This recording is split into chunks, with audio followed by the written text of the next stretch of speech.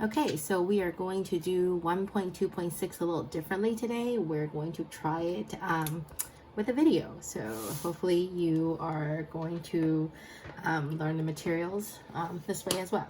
All right, so not only do you need this handout, 1.2.6, this is the handout you need.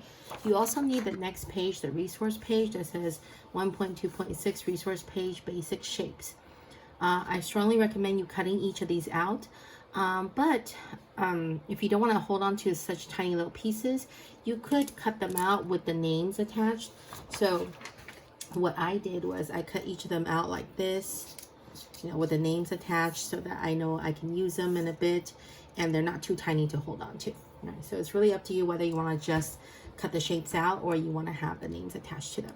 Okay, but that's for a little bit later. Okay. Let's start with looking at these graphs. So it says, the first problem, examine the graphs below, decide which have reflection symmetry, rotation symmetry, and translation symmetry. So let's take a second here to remind ourselves what these mean.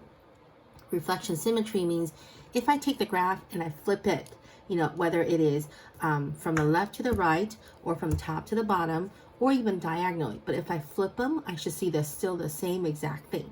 That's a reflection symmetry. A rotation symmetry means if I take my graph and turn it, you know, however many degrees, if I turn it, I should still get the same thing. So that's rotational symmetry. Translation symmetry means if I take whatever line I have and I move it and slide it along, it's still the same thing, then it has translation symmetry. So number one is actually a really great example of translation symmetry. Your line is this, your graph is this line right here. Now notice this line, if I continue to move it along the same line, no matter how I move it, it's still going to have that same slope. It's going to have that same angle to it. So it's still the same line.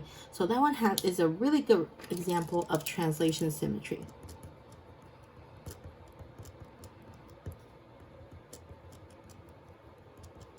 All right.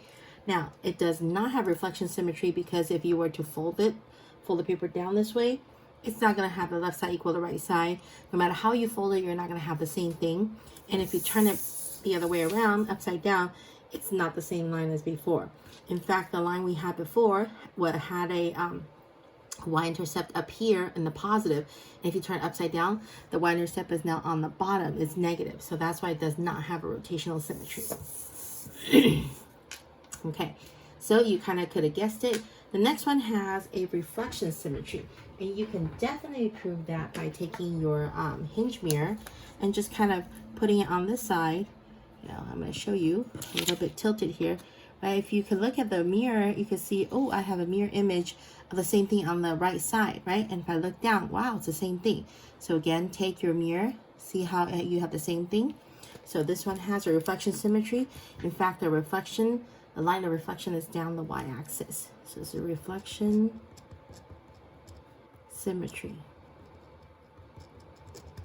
Okay. All right. This is a very cool one. So this graph, this is a periodic function. This function actually has translation symmetry because if I take this curvy line and I slide it over, it's still the same curve, right? It's going to be the same curve over and over again. Now, you got to slide it just right, of course. If you take this and slide it just here, it's not going to match up. But if you slide this hill to this hill, it's the same hill, and it's going to be the same thing repeating over and over again. So this one has a translation symmetry. And you probably notice I'm leaving space because it has something else that's very cool. If you take this picture and you turn it upside down, and you have your picture in front of you so you can see they are the same exact thing. It still crosses through the 0, 0 origin here and has the same up and downs. So this one actually has a rotational symmetry.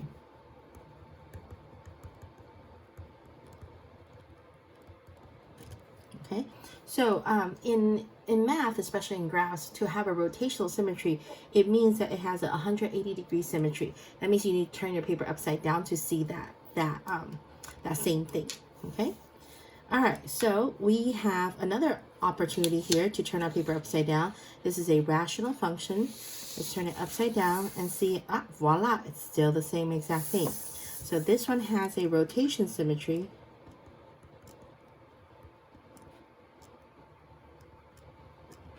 And believe it or not, it also has a reflection symmetry. What is not apparent to you is that you cannot put your mirror on the axes, but if you put your mirror diagonally like so, you will see the same exact reflection on this side. Or if you take your mirror and turn it this way, you will see your reflection on that side as well. So it has a reflection symmetry diagonally. All right, so this is a reflection.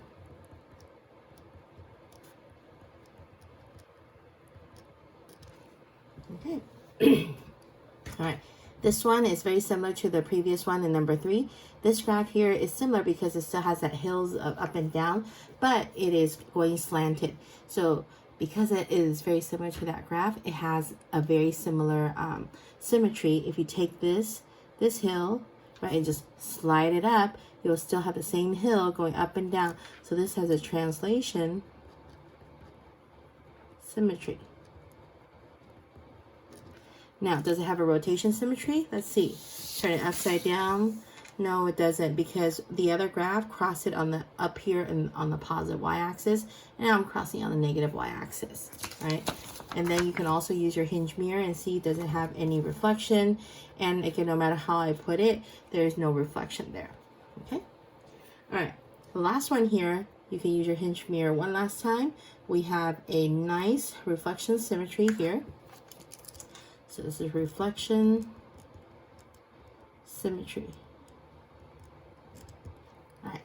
So now we're going to tie it to algebra a little bit. It says if the y-axis is a line of symmetry for a graph, then its function is referred to as an even function. Which of the graphs above are even? So first you got to look for ones that have the line of symmetry, meaning ones that are reflection symmetry, right? So let's look up here. We have a reflection symmetry here, and a reflection symmetry, and a reflection symmetry. But it's very specific. It says only if the y-axis is where my mirror is. So I can put my mirror here on the y-axis, yes. I can put my mirror here on the y-axis, yes. But this is a diagonal, so this one is not.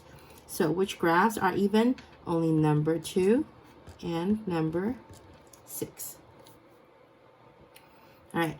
Next, if the graph has rotational symmetry about the origin, 0, 0, its function is called odd. Which of the graphs above are odd? So let's look for rotational symmetry. So I would say number 3 here, right? Because we did turn it upside down. Number 4 here, same thing, turn it upside down. And those are the only 2 that had a rotational symmetry. So we would say number 3 and number 4. This is a very good glimpse into algebra 2. All right, moving on. Turning it this way. So it's asking a question, what reflection carries this decagon onto itself? Describe its line of reflections. So, you know, what kind of reflection does it have does it make the same decagon again? That's what it's saying, carry a decagon onto itself. So this is where your hinge mirror is really convenient. You put it down and see, oh, okay, I can see it's still the same decagon, and then if I put it this way, I can see it's still the same decagon. What I want you to try is put the hinge mirror on the vertex first, right? Vertex to vertex. See if you get a nice mirror image. And now try edge to edge. So what am I talking about? Now I want you to try, sorry, my cable is bothering me. Edge to edge. So put your hinge mirror edge to edge and see if you still get a nice symmetry. And it is going to show you that as long as you go vertex to vertex or edge to edge, you're going to have the same exact decagon over and over again. So the lines of reflection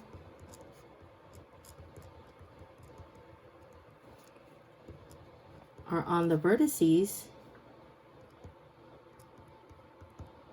Hold on, Miss, you cannot spell. Vertices and edges. All right. All right. What rotation carries this polygon onto itself? So now it's saying, can I rotate this? Can I turn this shape and still get the same decagon? All right. So can I take this shape and I turn it? Is it still the same decagon? I think so, right? If I turn it, it's still the same decagon. And you can prove it because you have the picture in front of you, and now you're just kind of looking at me turning this. Double check. Do I still have the same shape? And the truth is yes. But how many degree turn? So this is where it's tricky. Remember how we did the whole 360 degrees and then how many different sides it creates with our hinge mirror in the very first lesson? It's that same idea. I have 10 sides, so if I take 360 degrees and divide it by 10 sides, it's a 36-degree turn. If I turn 36 degrees, I know, teeny tiny. If I turn 36 degrees, I'm going to get the same exact decagon again. So this is rotation, right? Rotate 36 degrees or any multiples, meaning, you know, 36 degrees, 72, 108, and keep adding 36 degrees, right? Okay. What translation carries this decagon to itself? So this is a really tricky thing. Translation symmetry does not occur in polygons, because if you slide it, what it wants is it wants to still maintain the same shape where it was to the new one. So if you slide it over, yes, it's still the same shape, but it has no relation to that previous image that you have.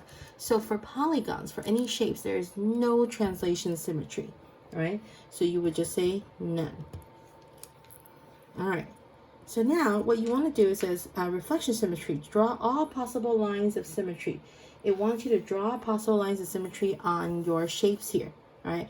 And if you want, draw it on here, or you can draw it on your other sheet, but I wouldn't mind drawing it here. So for regular hexagon, I know I have a symmetry line here. I know that if I take my hinge mirror and check it out.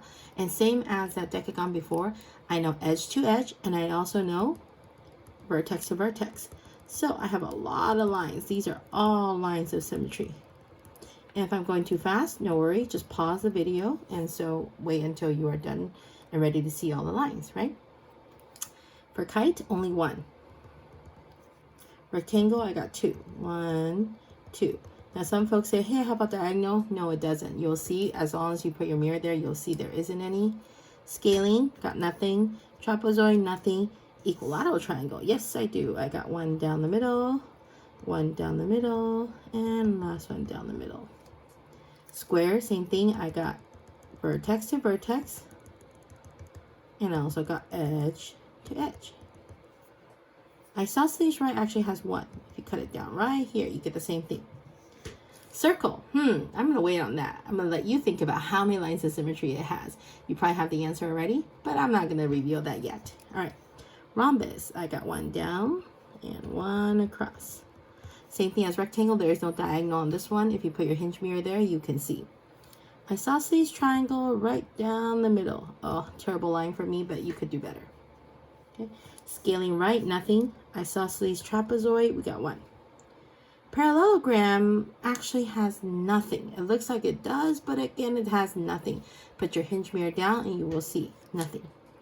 Right, last one, regular pentagon. Regular means same size and same angle. The sides are all the same. The angles are all the same. So we got 1, 2, 3.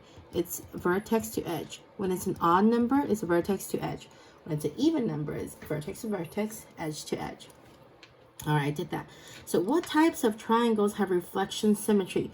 So meaning which triangles in your group here have lines of reflection, right? So equilateral, isosceles, and isosceles. So basically any isosceles, because it doesn't matter if it's isosceles or just isosceles, right? As long as it's isosceles, it works. So we have the answer of isosceles and equilateral triangle. All right, what type of quadrilaterals have reflectional symmetry? So quadrilaterals are four-sided shapes. So if you look to the right where we had some lines, I know kite had it. I know rectangles, square, and I believe rhombus. And the last one is an isosceles. Sorry, I need to leave some room for my writing. Isosceles trapezoid. Okay. And then last but not least, which figures have more than 3 lines of symmetry? Typically, it's the figures that have more than 3 sides, right? So we got the regular hexagon. I want more than 3, so 3 doesn't count. So equilateral triangle doesn't count. It only has 3 lines. So we got square. And I believe the last one will be a regular Pentagon. Okay. All right. Oh, and I lost one. Which one have more than 3 lines? I think circle has more than 3 lines. So circle. Sorry. I had to quickly check on that. Okay. What shape have rotational symmetry? So I gave you this really odd squiggle here. It's kind of fun because it's trying to show you, hey, this has rotational symmetry.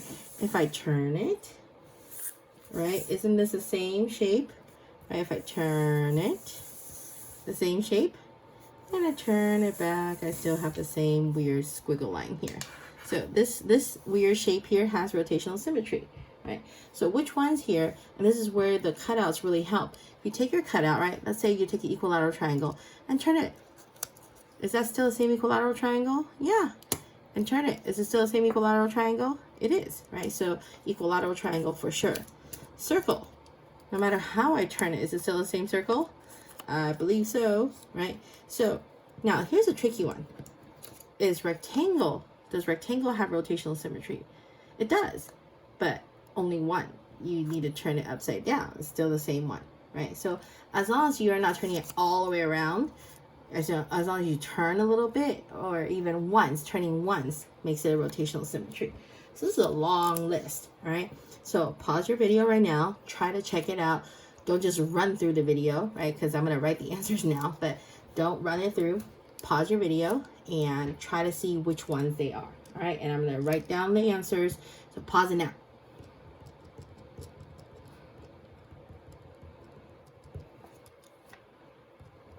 Or just don't look up.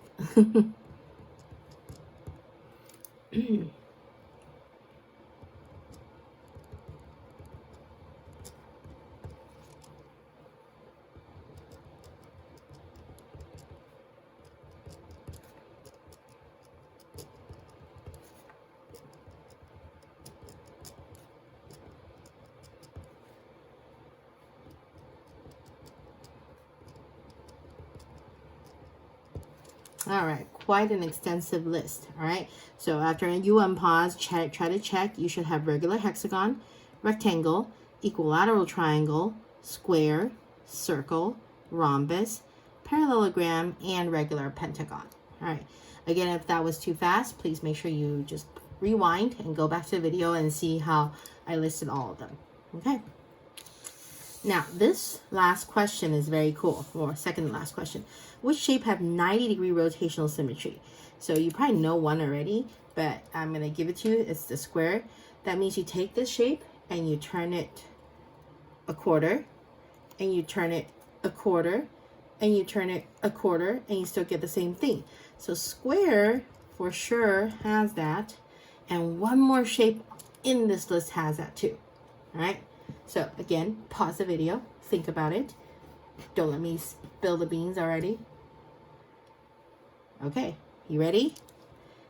Square and circle. All right, because circle is symmetrical no matter what. So circle has all kinds of symmetry. All right, the last question is, again, a rhetorical question because I kind of already told you that.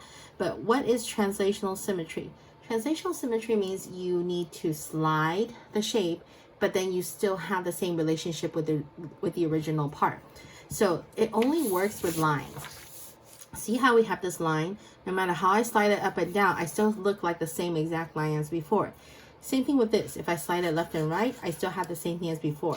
But it's not going to be the same result for Polygon. So translation symmetry is to translate, to slide,